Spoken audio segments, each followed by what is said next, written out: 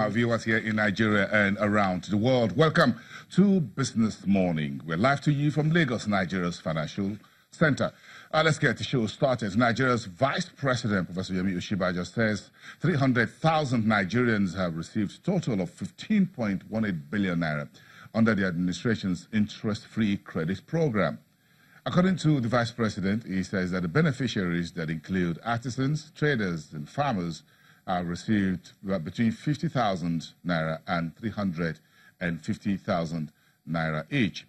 The Vice President says, quote, if we spend 1 trillion naira to bail out the poor in this country every year, we will make a massive difference. Of course, the government is running a very massive social investment program that includes trader money, farmers' money, and the GEEP. Of course, we'll talk more about the broader economic focus of the administration tomorrow when we talk about the ERGP and the focus labs. Meantime, today is back to business. At the Upper Legislative House of the National Assembly, the senators and the reps are resuming in full plenary today after nearly 3 months of recess and extension. So what do we expect them to focus on? Of course, politics will play a key role, but President Buhari's supplementary budget for INEC for the conduct of 2019 elections is pending before the National Assembly went on recess. We expect that to take out the front burner today, as well as the 2018 budgetary matters for ministries, departments, and agencies. We need to kickstart the capital expenditure spending for 2018. Already the Ministry of Finance has placed out some notice for contractors, but we need to have a full measure of the disbursement or the appropriations cleared out from the National Assembly. And meantime, we're also looking whether the National Assembly will focus on the plan by the government to float $2.8 billion Eurobond, if that is still possible before the end of the year. The deadline for that was initially set by the Debt Office for the month of September. Now we're entering the second week in the new month of October and the fourth quarter. Meantime, the Dangote Cement steel plan is an IPO and a listing on the London Stock Exchange, but that will be in 2019, according to snippets of what Aliko Dangote, Nigerian-born Africa's richest man, says at the Financial Times conference in London on Monday.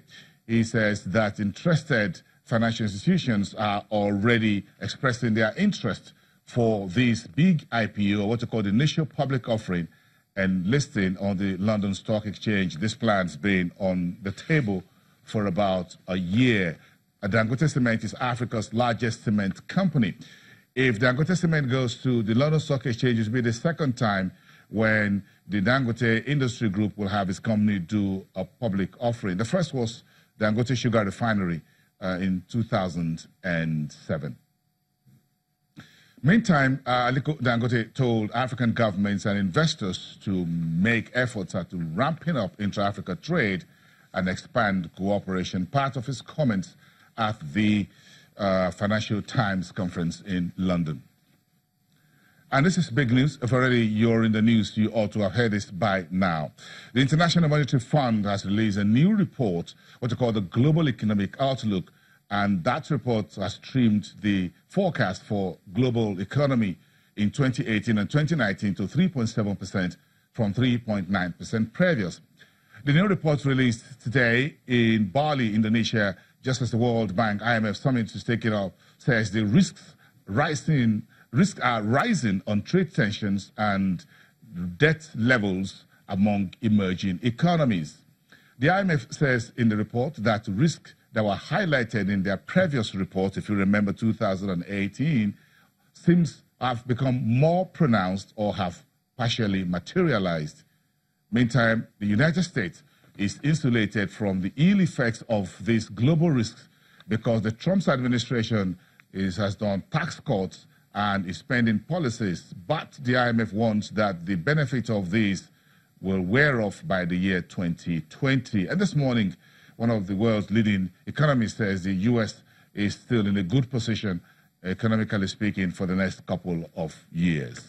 So that report now is the big story today from the week-long IMF World Bank meetings in Bali, Indonesia. China's television, Temple Ashaju, is attending those meetings and reporting to us from there. This report is sent in early today. Of course, if you check, it's about evening time right now, about 7 p.m. in Bali. So this is a first report on the meeting and the gathering of policymakers, finance ministers, central bank governors in Indonesia.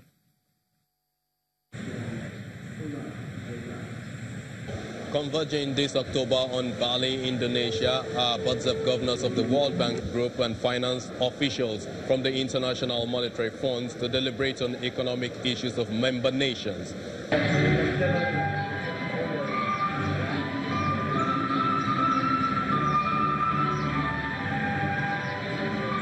As policymakers from the public and private sectors, as well as thought leaders, arrive at the Western International Convention Center in Bali, there are expected to be more meetings, press briefings, as financial journalists also settle down to report the whole event.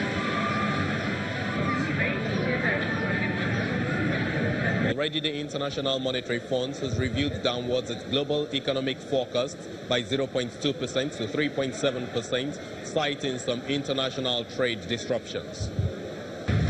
Not only have some downside risks with the last Rio identified been realized, the likelihood of further negative shocks to our growth forecast has risen. Growth in the United States, buoyed by a pro-cyclical fiscal package, continues at a robust pace and is driving U.S. interest rates higher. But U.S. growth will decline once parts of its fiscal stimulus go into reverse.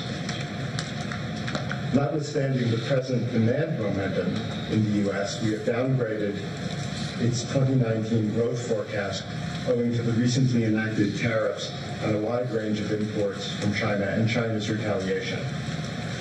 China's expected 2019 growth is also marked down. The fund is expected to release the Africa Economic Outlook this Thursday local time. These and many more will be coming your way all this week from Bali, Indonesia. Temple Ashaju, Channels Television News. Okay, we'll get more details on those stories coming through. Of course, the part of what we'll see during the week is the release of the Africa Economic Outlook, which speaks to the African region specifically. We'll have all that for you. Let's come to the marketplace. We claw back a bit of some of the earlier losses on Monday to start a brand new week. No one is sure whether this is what we call a bull trap. Whatever it is, we claw back about 55 billion naira on the market index. That's the Nigerian stock market on Monday. Let's show you the numbers. That's 0.2% gain on the composite index. It's not making any dent yet, but if you look at the reading where we gained a few points, and that took us to 32,449 when the market finishes. So still below the 12 trillion naira. If we continue at this pace, perhaps for the rest of the week, we might cross back to the 12 trillion level, 11.844. In terms of market volume, you can see the next page coming through, shows you the market is still soft in terms of volume, 120.8. That's significantly lower than our daily volume average of about 250 million shares. The naira value, that's 1.33 billion, and that tells you a bit of a bargain hunting across some of the sectors, 2,662, and that tells you what the bargain hunting is. When you look at the level of transactions, that is 2,600. That tells you investors are active, even though the volume of shares being traded was was smaller than the daily average, 120.8 million in 2,662. That's how to read that page, just in case. Then look at where all this is coming through, and you can see the banking sector. We spent some time on the show yesterday talking about the Tier 1 listed lenders and what the outlook is for them in the fourth quarter. Again, we're going to start hearing from the banks their 9-month numbers from this week or as early as next week for the early birds. So the banking sector contributed almost 0.5% to Monday's trading day. Consumer goods was down by 0.1%, a bit of a profit booking. But you see, the industrial goods was a massive jump, 2.93%. That was a very big boost there for the market, a major comeback for the industrial goods space of the market. Then you have insurance, 0.77% in the red, and the oil and gas are down 0.12%. If you look at the banking and industrial goods, maybe today for the consumer goods, we get a sense of that later on the program towards the end of the show. But this was the first trading day when we have the closure for the presidential primaries. So yesterday morning, if you watch the show, we talk about the markets and investment. I'll speak to this a little bit later on the program also today about how the market will move on with some clarity as it were as who are the presidential hopefuls for all the political parties who are putting one of their together or upfront to contest for the office of the president in 2019. This is the first trading day, and perhaps this is an indication of where the market, what the market is thinking. Perhaps the route we've seen over the last couple of months will begin to ease a little bit as we ease the way to the end of the year and into the deep end of the political season. Okay, road later we look at the oil and gas space, and it's not very simple to see where that 0.12% negative landing came in through yesterday. Corn oil brought 1.37% into the green, but sorry about that. That's supposed to be a plus 1.37%. That's a green shoe. 22.50 was the closing number for corn oil. Then Eternal oil fell 2.36%, and Japol 4.17%. So that gave you a little bit of a weakening in the oil and gas index of 0.12%. But let's leave the equities market, go to the unlisted securities via the NESE over the counter, and that gives you also a sense of these two markets, the stock exchange and the NESE, shine each other.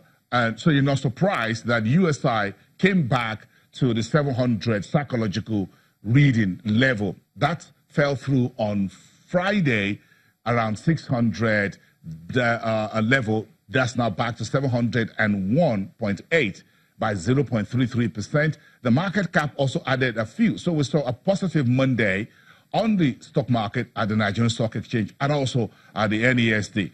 Even though the next slide will show you a much smaller volume as well in terms of the NESD unlisted securities market, but that gives you that figure there. And you look at the deals again, that tells you the level of transactions, 16 transactions for 23,554 unlisted securities. That gives you a sense of how active the market was on Monday. So investors are shaking off the political uncertainty. And we asked those questions yesterday. If there's a clarity now about where the market is going, what the political arena, the signaling is giving everyone. We'll talk about that, folks. But let's move on to the fixed income market. And this is coming through from FMDQ, OTC Securities Exchange. Look at the, here we go. The Naira bonds are listed there. They'll find 4.74 billion to start the week. And you can see very two midterm paper, 2028 and 2025, and two long-dated papers, 2036 and 2034. Those are the four most actively traded. The number of deals in total was 22. That shows you that also there was an active transactions via the secondary window for the Naira bond. Look at the treasury bills. Also active, 294 total deals or transactions via the FMDQ on Monday. And investors were very active on these treasuries as well. 83 billion, although below what you call the traditional three-digit figures. But this is not a bad way to start the current week. Anyway, if you look at where investors are putting most of the trading actions for treasuries maturing March 2019 and October 25th, 2018, by those discount high you can see in the second column. So a bit of all of this will come together in our conversations later on, including the FX markets. What's the I&E window looking like for the current week? We get a sense of that from the FMDQ later on the show. But between politics and the markets, what is there? But first, let's check in with the commodities market. When we come back after the break, we'll look at what is making news. The minimum wage is coming your way. We don't have an amount yet, but what does that mean for your pocket? That's what Bolanle is discussing with us from FDC when we return. You're watching this morning.